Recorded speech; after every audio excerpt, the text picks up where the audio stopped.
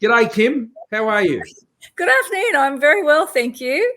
Nice to speak with you, and it's good to see you, Ange. And first of all, Kim, look, appreciate the opportunity for us to all connect up. I mean, if you're going to choose to be at the first of something, that's probably not the one you would have picked. No. In being the first person to be able to go through COVID, but I wouldn't mind hearing a bit about your story. I mean, from New York and then coming back, and you're a former police officer, and now you're training to move into another line of service. It's clear that serving the public and serving other people and caring for other people comes pretty naturally to you. Yeah, I think it does. I don't know. I just have this thing that I feel I need to. Maybe it's a control. Maybe it's a control thing. I don't know, but I really do. I really do feel good when I'm doing something for other people. So, it's it really has. It's helped me a lot anyway. And you're right, being the first, I've never been the first at anything. To be the first to survive COVID or to survive ventilation was pretty amazing. It sounds like it was a terrible. I mean, we've heard many of the stories now of those who've suffered terribly with COVID, and we've all seen those scenes. Tell me a bit about how it was for you, because it is an extremely debilitating condition when it gets to that serious levels, and you must have had some pretty tense moments. Like I never really thought about it, even when I was at home with my husband, who only had a cough and a headache for a week. I kept saying, I don't think I'm getting worse, but I was getting worse. And it wasn't until I was actually in hospital that I realised, just how badly I was getting. And I never thought about it.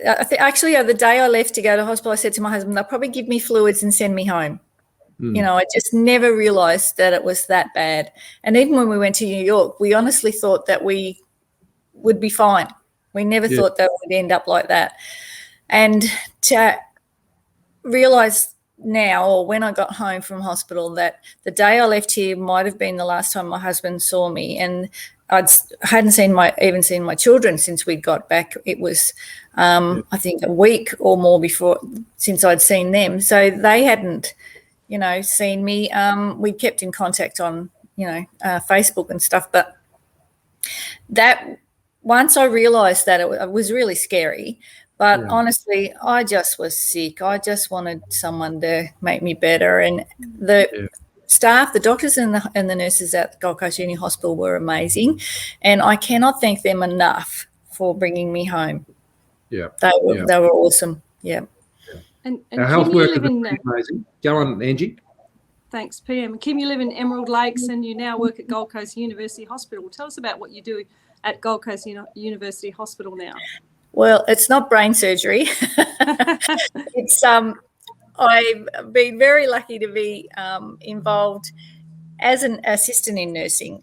So I'm not a registered nurse. I'm not an enrolled nurse. I'm an assistant in nursing, and I basically hand out paperwork to people and keep the registered nurses stocked with all their consumables that they need while they're giving the vaccination. But to just be doing something in that role is amazing. Like, to be there with them, they're just an awesome bunch of people.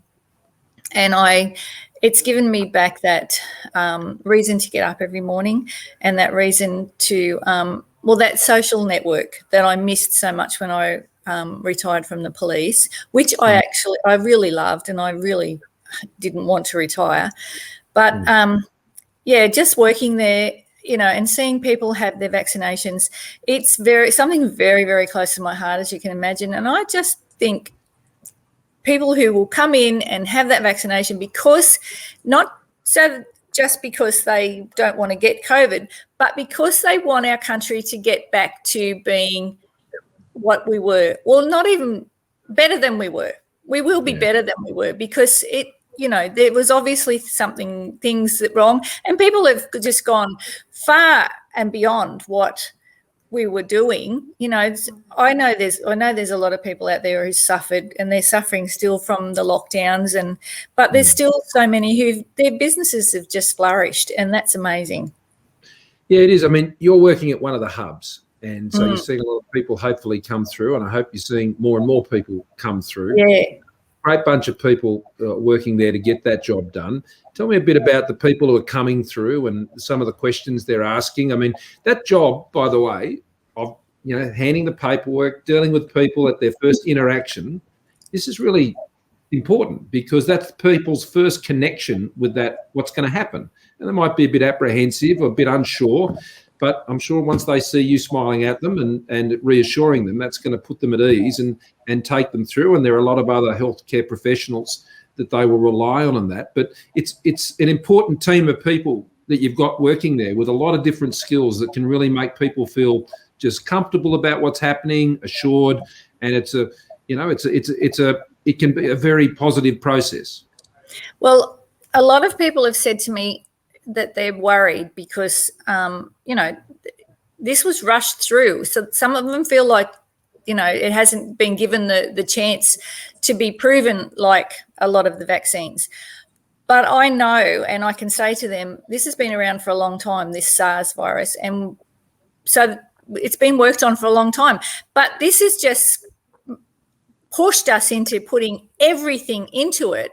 So I feel rest assured that it's proven it will work, and that there's nothing in it that's going to harm them. We're not injecting, whatever microbes and all those sort of things that they reckon.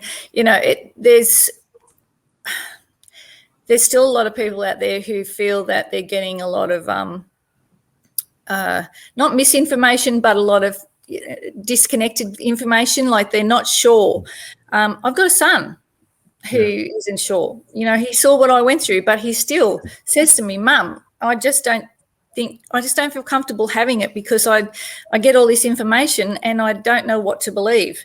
And yes, it makes it difficult for people. But for those ones who are coming through and who are putting their faith in it, I just think good on you, because that's what we've got to do. We've got to trust the people who know more than we do. And there are people out there. There's people out there who devote their lives to this. And I've just gone, you have to trust someone, and at some time in your life. You can't keep going, oh, everybody's against you. It's not like that.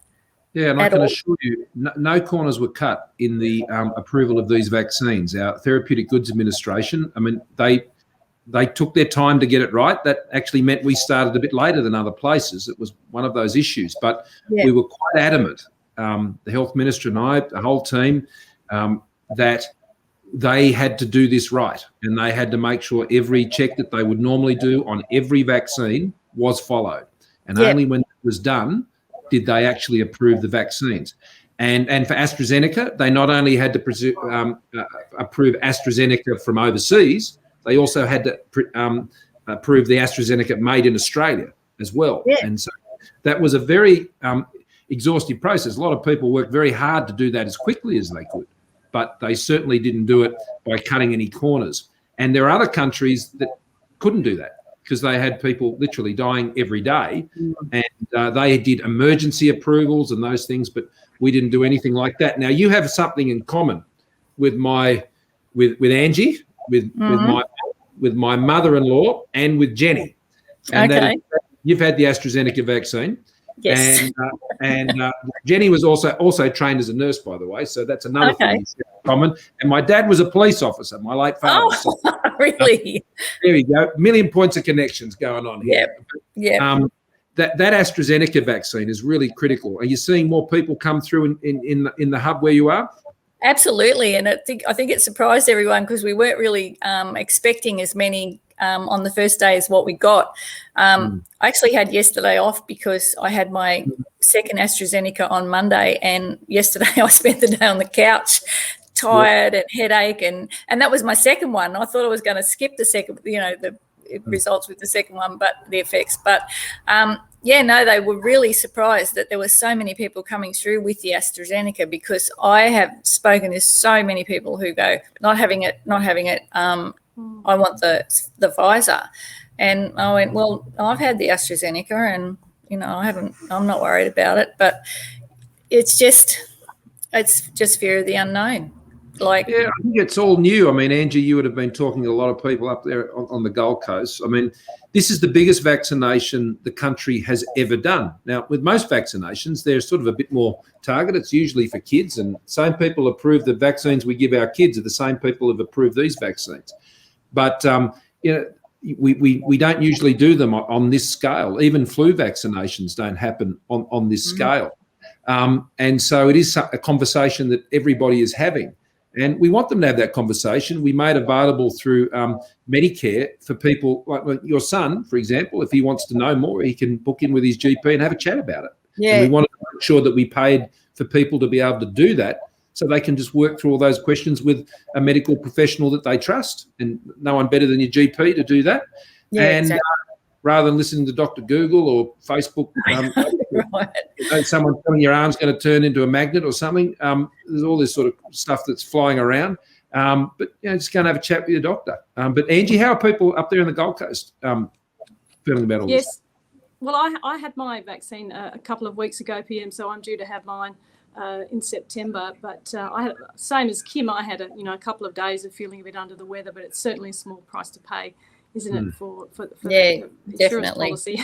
Yeah, like Absolutely. I can't describe accurately how bad I felt. You know, it was just something that was zapping every ounce of energy and everything I had. You know, like every time I moved, I coughed. And that day that I went to the bathroom and I thought, I'm not going to be able to get out of here. And I was in the hospital. I hit the button. By the time I got back to the bed, which I practically crawled back to because I could barely stand, and they had a nurse in there, and which took time because they had to get all geared up to get in there. Yeah. And then, you know, I reckon, had to be within an hour, and they had me in ICU. But it was a horrible feeling to think that I might not be able to breathe. And then when I saw the x-rays that showed that my lungs looked like they were full of broken glass, Gosh. that was scary. That was really scary. And I just think that people here, we've been so lucky in Australia, and that is so much down to you, Prime Minister, and to Anastasia and all the premiers, that you've worked really hard to stop things before they get too bad. So a lot of people don't have that. I still talk to people who go, I don't know anyone who's had it. Yeah, well, I have. And, you know, the 20 other people I was with have had it. And I know other people who have. So it is real. It is something that's brought our country and our world to a standstill. And we need to do something about it. You don't know how badly you're going to get it. Like I said, my husband, who was with me 24/7 when we were away, got a cough and a headache for a week. The other 17 people who were on our tour, or friends of ours, they were from New Zealand, they all had it to varying degrees, but nobody got it as badly as I did. I don't know why I did. I don't know why they didn't. And so you don't know. So you've got to believe that there are people out there who are trying to help. And, we don't have anything else. We've got to have that belief. We've got to have that faith. Yeah. Well, you know, governments all around the country, we won't get everything right. But, and with something like this, there's no roadmap. There's no guidebook to this. No. Had to make our way. And then here in Australia, it's interesting you say that. I mean, there's a chance someone might in Australia know someone who got it. They'd know very few people who would have had your experience. But in the UK, in the United States, across Europe, they know someone who had it. They know someone who died from it. And that's the big difference here in Australia. I mean, if we had the same rate of fatality from COVID that they have had across Europe, the United States, the United Kingdom, 30,000 extra people would have died in Australia. And so, I mean, everyone has tried to work together. We genuinely have. And I think we've got more right than not. And as a result, we've saved a lot of lives and saved a lot of livelihoods. But the people who are in those vaccination hubs like you right now, the nurses, the doctors who are informing that process, the health officials that are supporting it, the couriers who are dropping off the vaccine supplies, the people doing the distribution back in the hubs, the planners down with General Fruin, making sure it all gets where it needs to go. This is a massive exercise that Australia's never seen before, and we're doing more than 1 million a week now. We keep hitting those targets, then I suspect what you're hoping to see happen right around the country will happen, sooner than we think. And so I want to thank you for everything you've done. Thanks for your service as a police officer too. I know how much that is involved in that.